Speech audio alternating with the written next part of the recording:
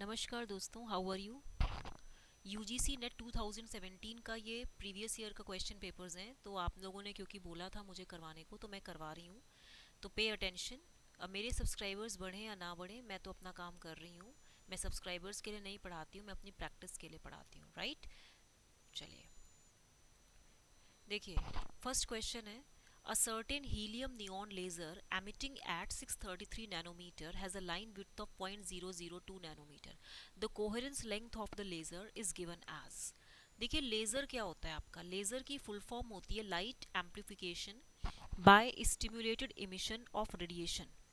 Temporal coherence length जो होता है, जो आपकी टेम्पोरल कोहेरेंस लेंथ होती है, okay, temporal, it is the average length of the light beam. ये क्या होता है, average length of light beam along which the phase of the wave remains unchanged, or it defines the largest path difference for which interference is possible.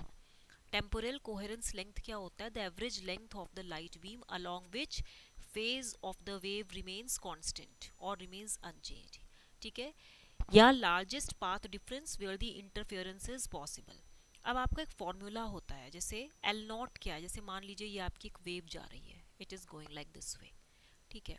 यहाँ पे मान लीजिए ये कुछ इसके इंटरफेरेंसेस हो रहे हैं ऐसे कुछ, तो ये जो इसमें लेंथ जा रही है यहाँ तक, ये एक एल नॉट हो गई।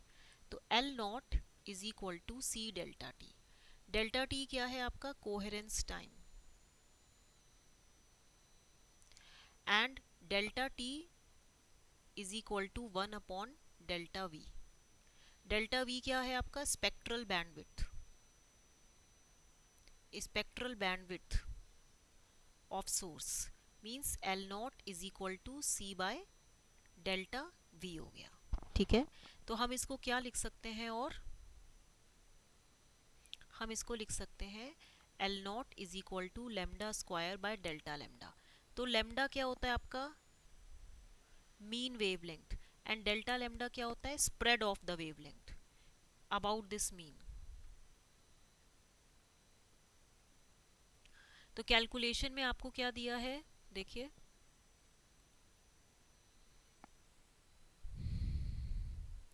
Lambda is equal to 633 nanometre, okay. यहाँ से मार्कर चेंज कर लेते हैं, ओके। 633 नैनोमीटर दिया है, तो ये कितना हो जाएगा आपका, 633 इंटू 10⁻⁻⁹ मीटर। फिर आपका जो डेल्टा लेमडा है वो आपको क्वेश्चन में कितना दिया है, लाइन विड्थ 0.002 नैनोमीटर, तो ये हो जाएगा 0.002 नैनोमीटर, 2 इंटू 10⁻³ इंटू 10⁻⁹ मीटर। तो जो आपकी कोहेरेंस लेंथ होगी, दैट मीन्स ये जो आपका फॉर्मूला था, L not is equal to lambda square by delta lambda, ये कितना हो जाएगा, 633 इंटू 10⁻⁹ अपॉन डेल्टा लेमडा कितना हो गया, 0.002, ठीक है, नैनोमीटर, दैट मीन्स इंटू 10⁻⁹। तो इसका स्क्वायर हो गया, राइट। ये करने के बाद आप देखिए L not is equal to, ये कितना हो जाएगा, इसको आप जब फर्दर पूरा सॉल्व करेंगे तो ये कुछ 0.2 मीटर यानी कि 20 सेंटीमीटर आंसर आएगा। तो ये आप सॉल्व कर लीजिएगा, तो आंसर आपका कितना है, करेक्ट ऑप्शन 3 है। उसके बाद ये क्वेश्चन है, अब buck converter is a, buck converter क्या होता है, बक कन्वर्टर को हम बोलते हैं स्टेप डाउन कन्वर्टर, ये कन्वर्टर जरूर पढ़ के जाइएगा, स्टेप डाउन कन्वर्टर बोलते हैं, राइट। तो it is a DC to DC power converter होता है, ये क्या होता है, DC to DC power converter होता है, that steps down voltage while stepping up current from its input to its output, that steps down voltage,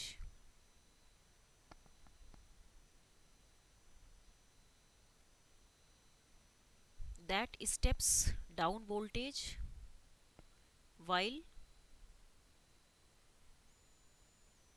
stepping up current from its input supply to its output मतलब load.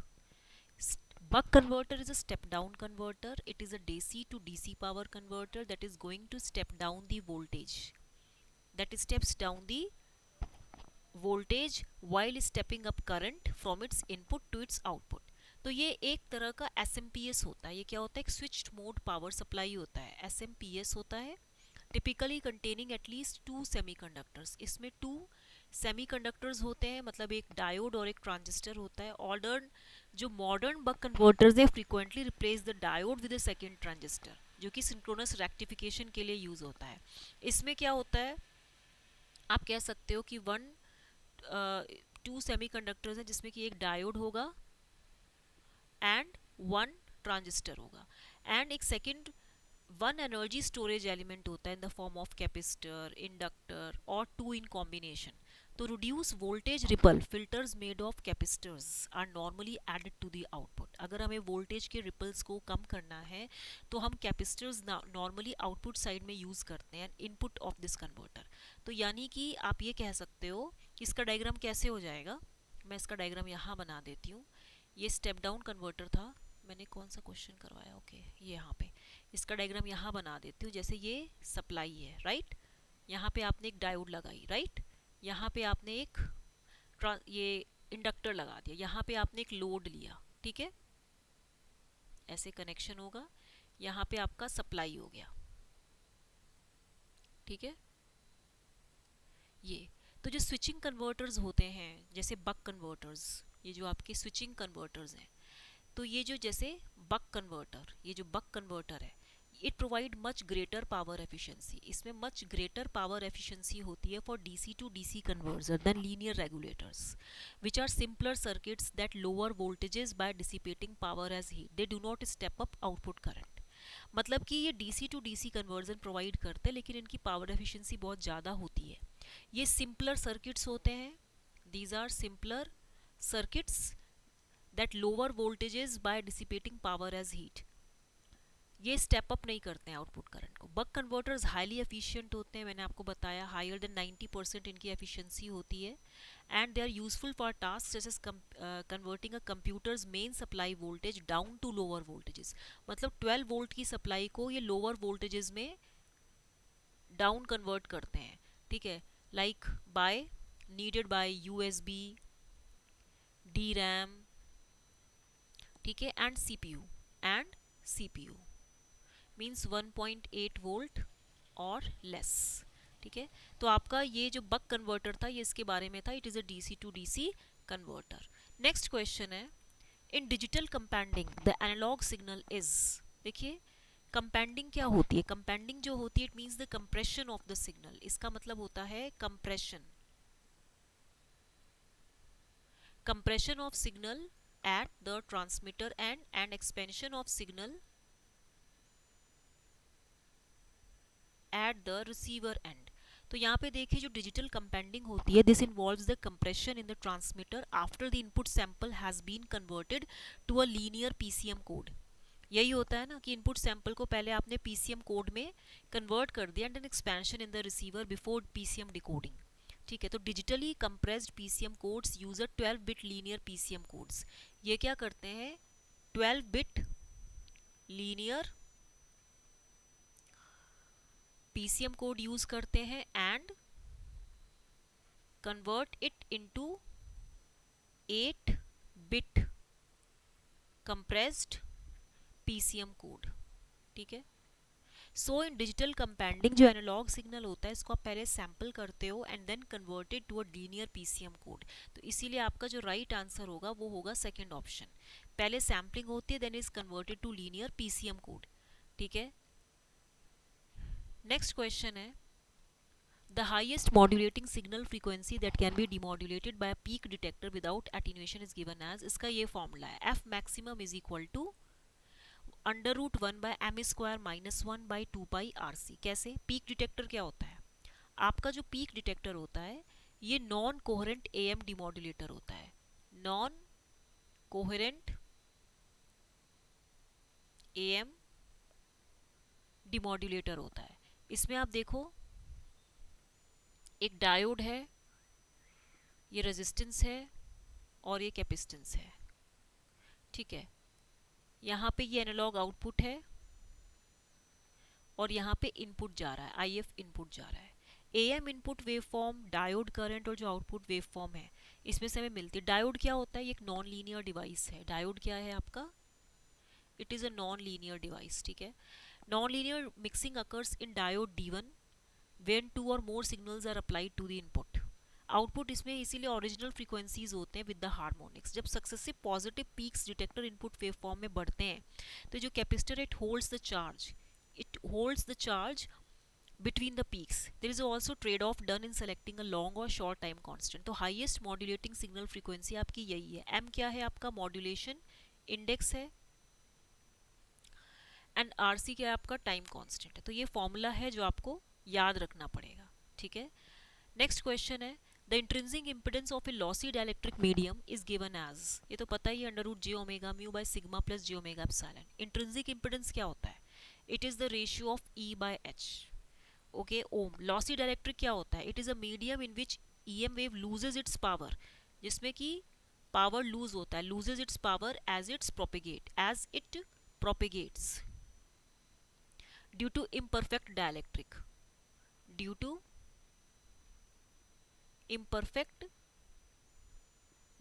ये एक lossy medium है and is a partially conducting medium, मतलब इसमें conductivity not equal to 0 होती है।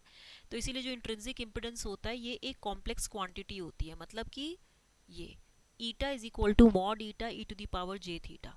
तो यहाँ पे जब आप इसका फॉर्मूला रखते हो यहाँ पे, तो इसको हम लिखते हैं कॉम्प्लेक्स क्वांटिटी है तो mod eta less theta N.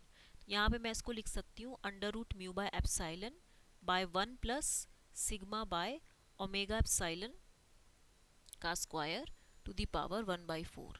And यहाँ पे, ठीक है, यही लिखोगे आप। और इसको फिर मैं लिख सकती हूँ जो इसमें थीटा एन होगा वो होगा half tan inverse sigma by omega epsilon, ठीक है। यहाँ पे मॉड ईटा हो गया, ठीक है। तो ये आपको लॉसी डाइलेक्ट्रिक मतलब क्या है कि पार्शियली कंडक्टिंग मीडियम, जिसमें कंडक्टिविटी नॉट इक्वल टू 0 है, कंडक्टिविटी एग्जिस्ट करती है, इसीलिए इंट्रिंसिक इम्पिडेंस इसमें कॉम्प्लेक्स क्वांटिटी होता है, ठीक है। तो आज का ये आंसर हो गया।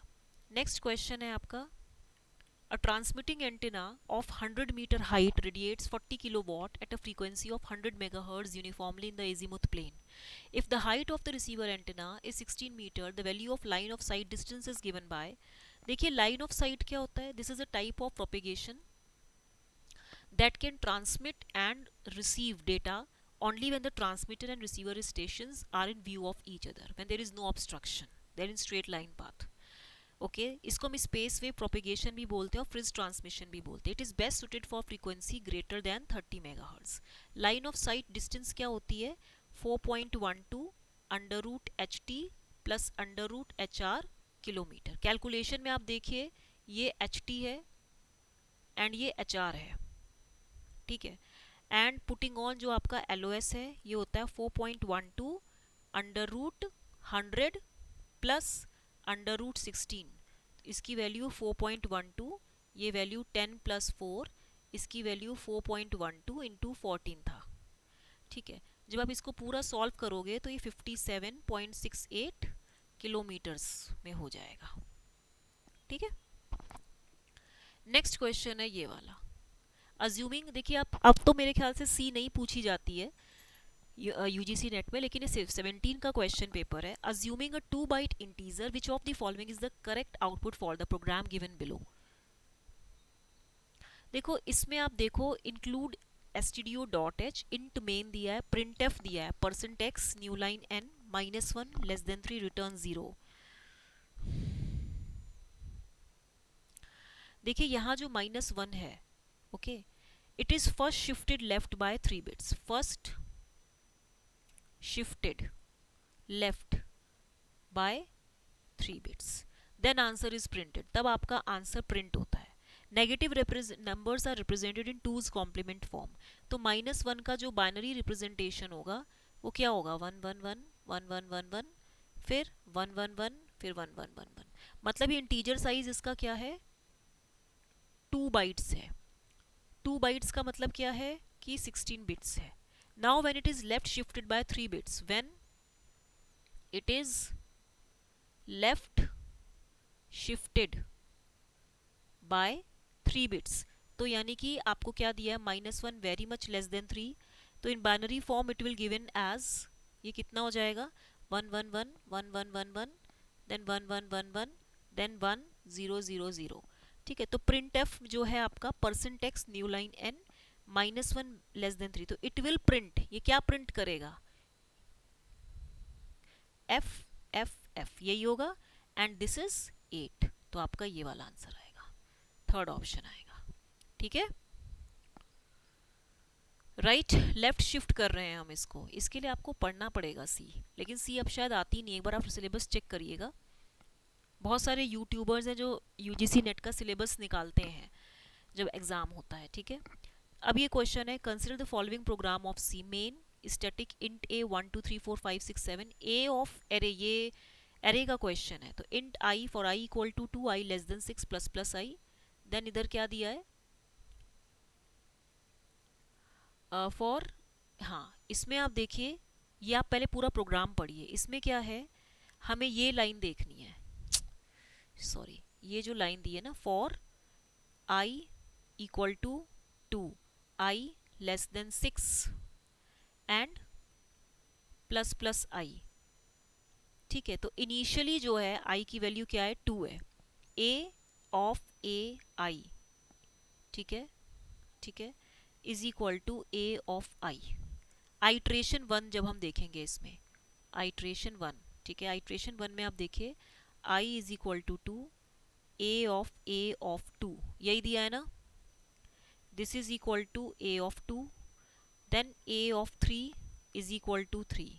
फिर उसके बाद आइट्रेशन 2 में देखिए, ये वाला हम कर रहे हैं, ठीक है, आइट्रेशन 2 में जाएगा जब ये, तो इसमें क्या हो जाएगा, I equal to 3, 3 less than 6, A of 3 equal to A of 3, तो A of 3 is equal to 3।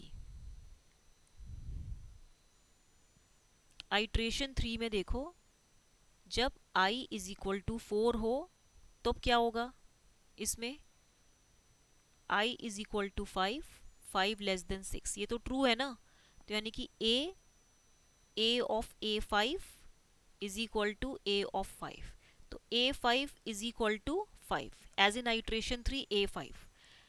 Next iteration में i बिकम्स इन कंडीशन जो आपकी 6 लेस देन 6 है वो फॉल्स है, जो कंडीशन 6 लेस देन 6 है वो तो फॉल्स हो जाएगी। तो कंटेंट ऑफ एरे क्या होगा, a0 a1 a2 a3 a4 a5 a6 a7, ये एरे लोकेशंस हैं। तो इसमें जो प्रिंटिंग वैल्यू आएगी वो क्या आएगी, 1 2 3 3 5 5 7 8, तो आपका आएगा जो आंसर, एक बार आप सी भी पढ़िएगा, ये आएगा 1 2 3 3। देखिए ना इसमें क्या है, एक बार तो 1 ही प्रिंट होगा क्योंकि इसने बोला है I less than 2, I equal to 2 I less than 6, for A I equal to I equal to 0 I less than 8 plus plus I %d a comma I, तो for I equal to 2 a3 equal to y equal to 3 a3 equal to 3, ठीक है, for I equal to 4, for इस तरीके से। तो यहाँ पे ये सेकेंड ऑप्शन आएगा, एक बार आप इस सी देख लीजिएगा। नेक्स्ट क्वेश्चन है, the timer of 8155 consists of, कितने बिट का काउंटर है एंड कितने मोड्स में ऑपरेट करता है। मैंने आपको कई बार बताया है कि जो आपका 8155 टाइमर है इसमें 2 8-बिट रजिस्टर्स होते हैं, 8-बिट LSB होता है एंड 8-बिट MSB होता है, eight bit LSB and eight bit MSB होता है। In these 16 bits, in 16 bits में से जो 14 बिट्स होते हैं they are used for counter, ये काउंटर के लिए यूज होते हैं, and 2 bits are used for mode selection. We can select mode using 2 bits, हम 2 बिट्स लेते हैं M2 M1, तो यानी कि 2 to the power 2 4 modes of operation होते हैं। तो ये 8155 टाइमर 14 बिट का काउंटर होता है, it is a 14 bit counter and operates in 4 modes, तो इसका फर्स्ट ऑप्शन आएगा। ठीक है, मोड्स मोड्स, 4 मोड्स हैं, कौन कौन से मोड्स हैं बताइए? मोड 0, मोड 1, मोड 2, मोड 3, ठीक है, ये मोड्स हैं आपके, ठीक है, तो ये आपको समझ में आना चाहिए। नेक्स्ट क्वेश्चन है आपका, the flag which indicates whether the interrupt that may occur at the interrupt pins of 8086 that will actually be served और नॉट इज, देखिए 8086 जो है ये 16 बिट का फ्लैग रजिस्टर है, 16 बिट का फ्लैग रजिस्टर होता है, इसमें 9 वैलिड फ्लैग बिट्स होते हैं, 9 वैलिड फ्लैग बिट्स होते हैं, ठीक है। आउट ऑफ 16 बिट्स जो 6 बिट्स होते हैं they are use to indicate data conditions, इसमें जो 6 बिट्स होते हैं they are use to indicate data conditions, जिनको हम स्टेटस फ्लैग्स बोलते हैं। And 3 bits are use to control the operation, 3 bits are use to control the operation. तो यानी कि जो बिट्स हैं वो कैसे हैं आपके, D0 टू D15 तो बिट्स ही होंगे, D15 से लेके D0 आपके बिट्स होंगे। यहाँ पे जैसे D11 है तो ये फ्लैग 0 है, D10 है तो ये D है, D9 है तो यहाँ पे ये इंटरप्ट फ्लैग है, D8 है तो ये D9 में इंटरप्ट फ्लैग है, D8 में ट्रैप फ्लैग है, D7 में आपका साइन फ्लैग है, फिर उसके बाद आपका जो है D6 है, D6 में ज़ीरो फ्लैग है, फिर D5 है इसमें कुछ नहीं है, फिर आपका जो D4 इसमें ऑक्सिलरी कैरी है, फिर D3 में कुछ नहीं है, D2 में पैरिटी फ्लैग है, फिर D1 में कुछ नहीं है, फिर D0 में कैरी फ्लैग है। तो ठीक है, ये सब फ्लैग्स के बारे में इसने बताया है। जो आपका ट्रैप फ्लैग, इंटरप्ट फ्लैग और जो डायरेक्शन फ्लैग्स हैं ये कंट्रोल फ्लैग्स होते हैं। Trap flag, interrupt flag, direction flag ये कंट्रोल फ्लैग्स होते हैं। डायरेक्शन फ्लैग स्ट्रिंग इंस्ट्रक्शंस में यूज होता है, ठीक है, इंटरप्ट फ्लैग इंटरप्ट्स में यूज होता है, और trap flag on chip debugging में होता है। तो इसने क्या पूछा है, which indicates whether the interrupt that may occur at the interrupt pins of 8086 will actually be served और नॉट, वो किससे साइन किससे होता है, इंटरप्ट इनेबल फ्लैग से होता है, ठीक है, ये आपको मालूम होना चाहिए, ठीक है। बाकी हम देखेंगे कि इंटरप्ट इनेबल फ्लैग में मैं बता देती हूँ कि जब इंटरप्ट फ्लैग 1 होता है, when it is set to 1, then the microprocessor will recognise interrupt request, तब ये इंटरप्ट रिक्वेस्ट को रिकॉग्नाइज करता है from the peripherals, from peripherals. जब इंटरप्ट फ्लैग आपका when it is set to 0, the microprocessor will not recognise any interrupt request, not recognise any interrupt request, और वो क्या कर देगा, उसको इग्नोर कर देगा। तो IF flag indicates whether the interrupt में occur at the interrupt pins of 8086, तो इसलिए ये इसका आंसर है, ठीक है। नेक्स्ट क्वेश्चन है ये वाला है, ये क्वेश्चन बहुत अच्छा है, इसने पूछा है इसको, ये ऑक्टल में था, इसको बेस 16 में चेंज करना है, 0 1 2 3 4, तो कैसे हो जाएगा, 1 into 8 to the power 4 plus 1 into 8 to the power 3 plus x into क्या है ये 8 square plus 1 into 8 to the power 1 plus y into 8 to the power 0, ठीक है, इज इक्वल टू यहाँ पे भी 0 1 2 3 1 into 16 cube plus 2 into 16 square plus c into 16 1 plus 9 into 16 0। जब आप इसको सॉल्व करोगे तो ये 4096 plus 512 plus 64x plus 8 plus यहाँ पे यस ये y था, ठीक है, इज इक्वल टू अगेन यहाँ पे 4096 प्लस ये 512 हो गया, ठीक है, ये हो गया, फिर यहाँ पे क्या बोला c इंटू 16 प्लस आप इसको लिख सकते हो 16c एंड इधर क्या लिखोगे आप 9, यही तो लिखोगे ना। इसने क्वेश्चन में क्या पूछा, फाइंड द रिस्पेक्टिव c क्या होता है, a b c 10 11 12, तो ये 12 है ना, तो 12 इंटू 16, 12 6 जा 72 एंड 12 1 जा 12 तो 192, तो यहाँ पे ये क्या आ गया 192 हो गया, ठीक है।